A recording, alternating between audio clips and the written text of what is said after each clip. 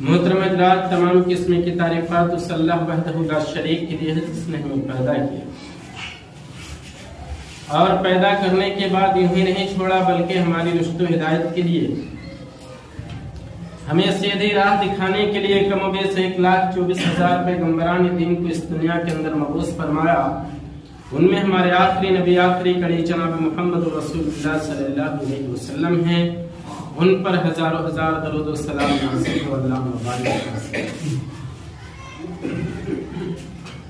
محترم حضرات، یہ رمضان المبارک کا مہینہ ہے اور اس رمضان المبارک کے مہینے میں صدقہ و خیرات کی نیکیاں بھی عام مہینوں کی نیکیوں کے مقابلے میں بڑھ جاتی ہیں، اور عام طور پر اسی مہینے میں لوگ فرض زکوٰۃ بھی نکالتے ہیں۔ اس لیے آج کا میرا خطبہ جمعہ زکوٰۃ سے متعلق ہے۔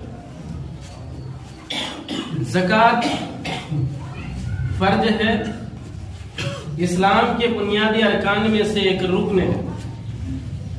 اسلام کا پہلا بنیادی رکن ہے توحید، یعنی اس بات کی گواہی دینا کہ اللہ تبارک و تعالیٰ کے علاوہ کوئی معبود حقیقی نہیں ہے اور محمد صلی اللہ علیہ وسلم اللہ کے بندے اور اس کے رسول۔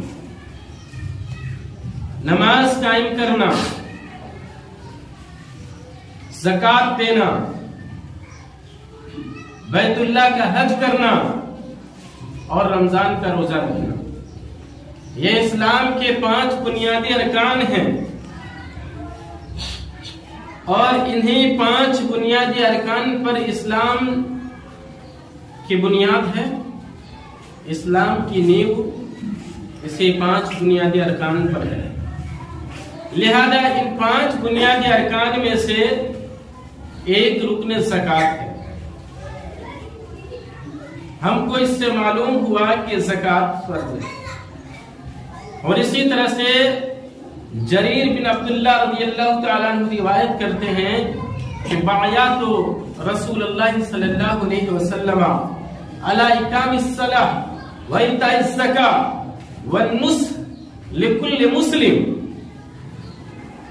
حضرت جریر بن عبداللہ بجلی رضی اللہ تعالیٰ عنہ روایت کرتے ہیں کہ میں نے رسول اللہ صلی اللہ علیہ وسلم سے بیعت کیا، بیعت اس بات پر کیا کہ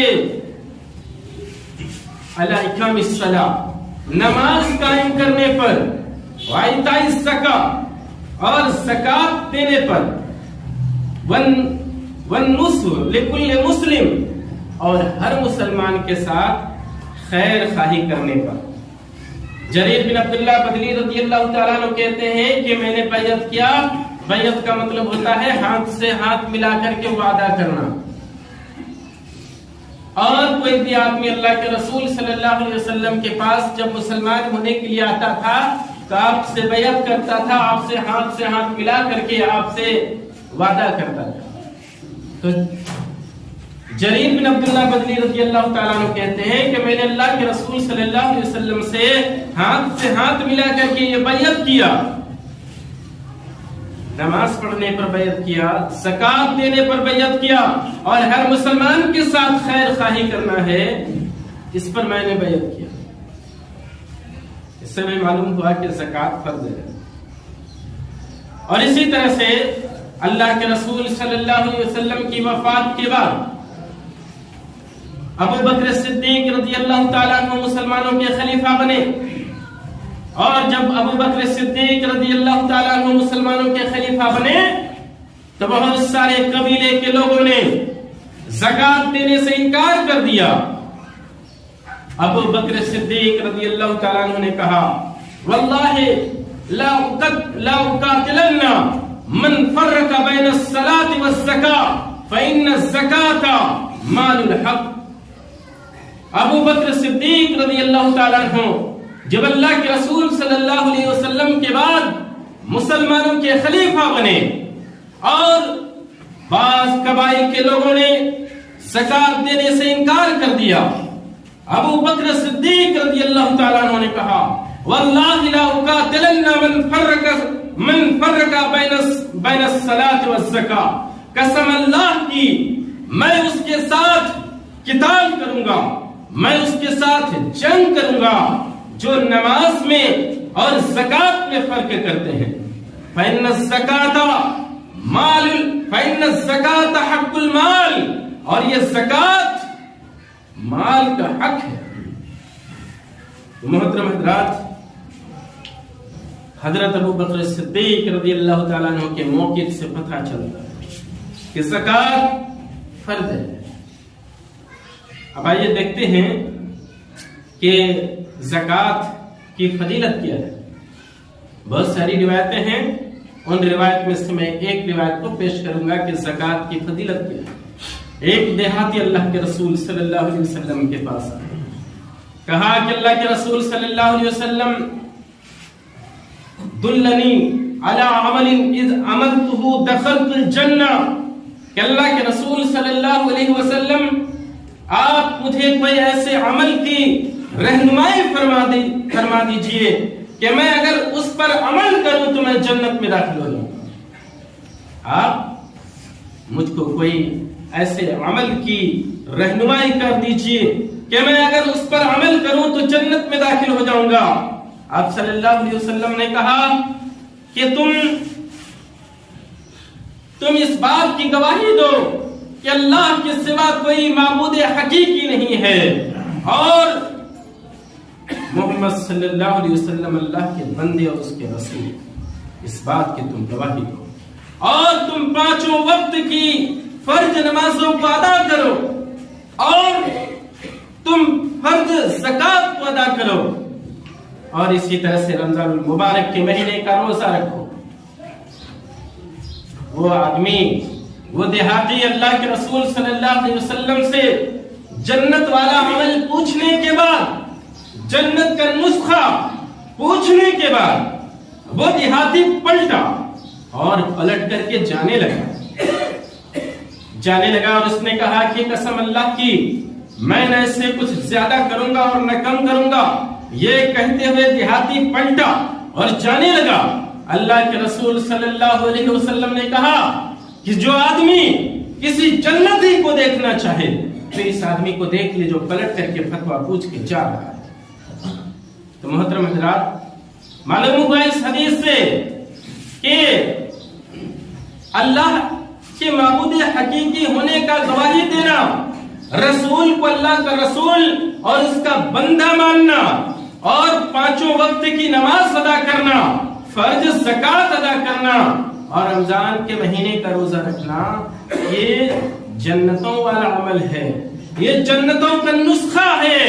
اور جب اللہ کے رسول سے یہ فتویٰ پوچھ کے جا رہا تھا، وہ صحابی پلٹ کے جا رہا تھا، آپ نے کہا کہ اگر کوئی جنتی کو دیکھنا چاہے تو اس کو دیکھ لے، کیونکہ یہ جنت کا فارمولہ لے کر کے یہاں سے جا رہا ہے۔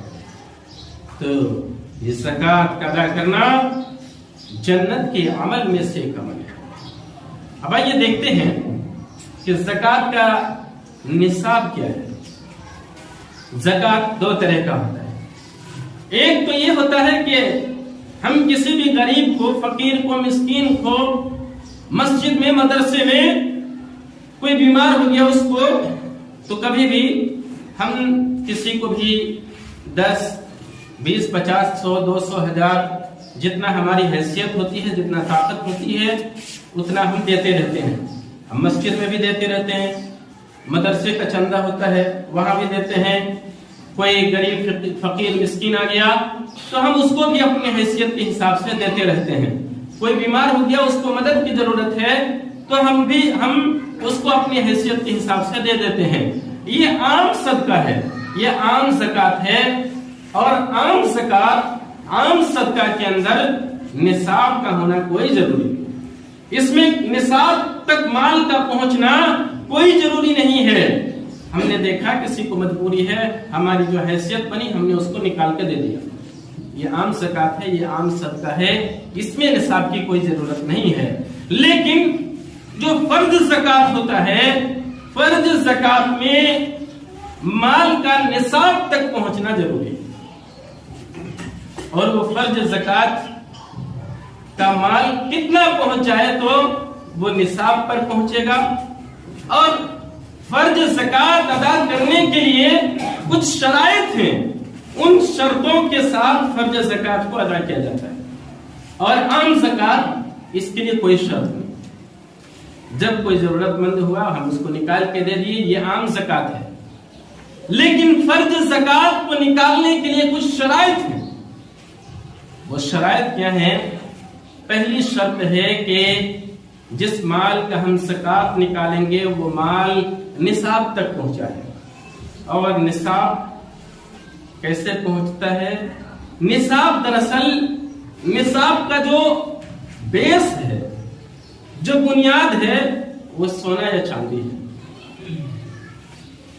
چاندی اگر کسی کے پاس 52.5 تولہ چاندی ہے، یا اگر ہم آسان بھاشا میں 52.5 بھری، ہم لوگ عام طور پر بھری کے حساب سے جوڑتے ہیں، تو کسی کے پاس اگر 52.5 تولہ چاندی ہے یا 52.5 بھری چاندی ہے، اس کو گرام کے حساب سے اگر جوڑیں تو 612 گرام بنتا ہے۔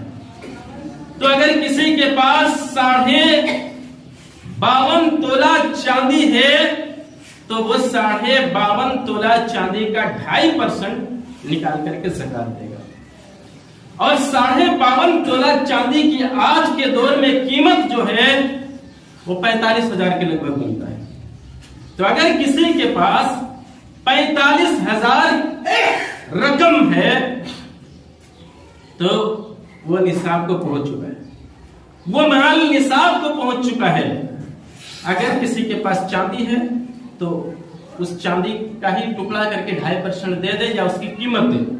اور اگر کسی کے پاس 52.5 تولہ کا روپیہ موجود ہے، یعنی اگر کسی کے پاس لگ بھگ آج کے دور کے حساب سے 45,000 ہے، تو 45,000 ہے تو اس کا نصاب تک پہنچ چکا ہے مال، اس کو اس کا 2.5% دینا پڑے گا زکات۔ اب کیا ہے کہ اگر اس کے پاس 1 لاکھ روپیہ ہے تو 45,000 ہی میں اس کا نصاب تک پہنچ چکا ہے۔ 1 لاکھ روپیہ ہے تو 1 لاکھ روپیہ کا 2.5% وہ نکال کے دے دے۔ 2 لاکھ ہے تو 2 لاکھ روپیہ کا 2.5% وہ نکال کر کے دے دے، یہ نصاب ہے۔ اور اسی طرح سے سونا، اگر کسی کے پاس سونا 7.5 تولہ یا 7.5 بھری ہے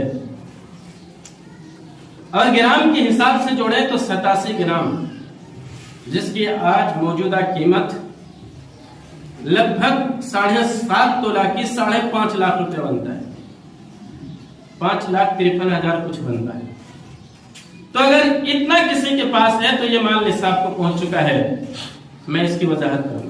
پہلے زمانے میں اللہ کے رسول صلی اللہ علیہ وسلم کے زمانے میں سونا اور چاندی میں جو آج کے زمانے میں جو اتنی قیمت کا ڈیفرنٹ ہے، اتنا جو فرق ہے، اس زمانے میں اتنا فرق نہیں تھا، لگ بھگ دونوں کی قیمت برابر چلتی تھی، اسی لیے لگ بھگ برابر چلتی تھی، کچھ کم بیسی میں۔ لیکن آج کے دور میں سونا اور چاندی میں بہت زیادہ فرق ہو گیا قیمت میں، اس لیے زکات ادا کرنے کے لیے سونا کو نہیں چاندی کو بیس بنائیں گے تاکہ غریب کا فائدہ ہو سکے، تاکہ غریب کو فائدہ ہو سکے، اس لیے چاندی کو بیس بنائیں گے۔ چاندی کو بنیاد بنا کر کے اگر کسی کے پاس 45,000 روپیہ ہے تو اس پر زکات وہ نصاب تک پہنچ چکا ہے وہ مال۔